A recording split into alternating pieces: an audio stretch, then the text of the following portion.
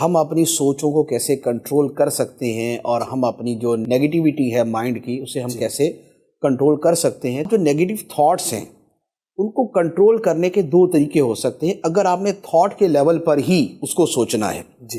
ویسے تو یہ ایک پورا ایک ٹاپک ہے کہ ہماری جو پریشانیاں ہوتی ہیں یا ہماری جو نیگیٹیوٹی ہوتی ہے یہ ریالٹی کے لیول پہ ہے، فیکٹ کے لیول پہ ہے یا صرف تھاٹ کے لیول پہ ہے. تو زیادہ تر تھاٹ کے لیول پہ ہوتی ہے، ریالٹی کے لیول پہ نہیں ہوتی.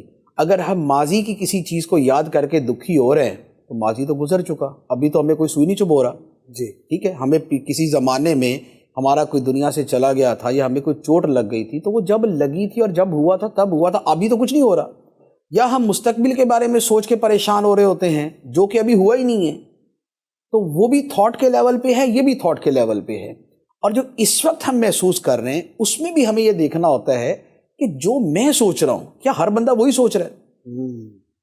ایک ہوتی ہے ریالٹی کہ کسی کے تھپڑ ماریں گے تو اسے تکلیف ہوگی، اب وہ زید، عمر، بکر، خالد میں آپ جس کے بھی ماریں گے اسے تکلیف ہوگی. ایک یہ ہے کہ کوئی اسمیل آئی، دوسرا بندہ آرام سے بیٹھا ہوگا، ٹھیک ہے یار ہوتی ہے کیا ہے اس میں، لیکن ایک کہہ رہا کہ کیوں آئی. تو یہ ابھی جو چیز پائی جا رہی ہے اس میں بھی یہ فرق ہوتا ہے کہ ریالٹی کے لیول پہ ہے یا تھاٹ کے لیول پہ.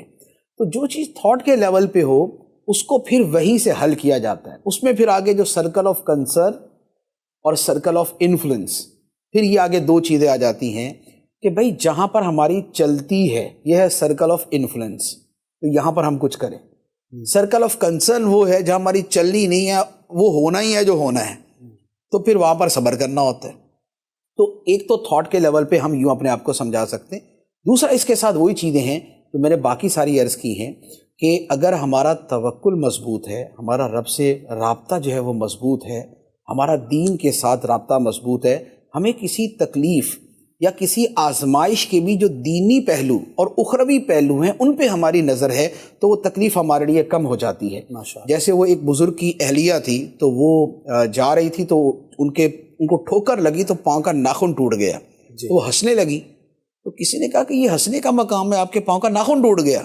تو انہوں نے کہا کہ ناخن ٹوٹنے کی تو تکلیف ضرور ہے لیکن اس پر جو رب نے ثواب عطا فرمانا ہے میں اسے یاد کر کے ہنس پڑی. واہ سبحان اللہ. کیا جب آپ کی نظر کسی بڑی شے پہ ہوتی ہے تو چھوٹی چیز آپ کو پھر بہت چھوٹی لگنا شروع ہو جاتی ہے. ہم جب انویسٹمنٹ کرتے ہیں، انویسٹمنٹ میں ہم پیسے دے دیتے ہیں، لاکھ روپیہ دیا، لاکھ روپیہ دینا بظاہر تو دینا ہی ہے نا، پتہ نہیں ملے گا یا نہیں ملے گا، لیکن چونکہ ہمیں یہ امید ہوتی ہے کہ 1.5 لاکھ واپس ملے گا، 2 لاکھ واپس ملے گا، تو ہمیں اس 1 لاکھ روپے دیتے ہوئے کوئی تکلیف نہیں ہوتی.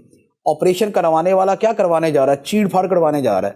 اس کا بدن کاٹیں گے، چھریاں اس میں گھسوئیں گے اور اس میں جناب چاقو چلائیں گے اور اس میں کینچی چلائیں گے، سب کچھ ہوگا، لیکن اس کو پتہ کہ بھائی اس کے بعد مجھے شفا مل جائے گی، مستقل عذاب سے میری جان چھوٹ جائے گی. تو کیا ہے کہ اگر نتیجے پہ نظر ہو تو پھر یہ والی تکلیف اس کے لیے ہلکی ہو جاتی ہے. تو سوچ کو بیسیکلی سوچ کے ساتھ بدلا جاتا ہے، نیگیٹو کو پازیٹیو کے ساتھ بدلا جاتا ہے، یا اس کے نتائج و ثمرات کو دیکھا جاتا ہے، یا یہ دیکھا جاتا ہے کہ بھائی دنیا جنت میں تو رہ نہیں رہے کہ کوئی تکلیف ہی نہیں آنی، کوئی پریشانی نہیں آنی، یہ جنت میں ہی ہوگا. دنیا میں باہر آ یہ ہمی نمی جو ہے نا یہ چلنی ہے، جب چلنی ہے تو ٹھیک ہے پھر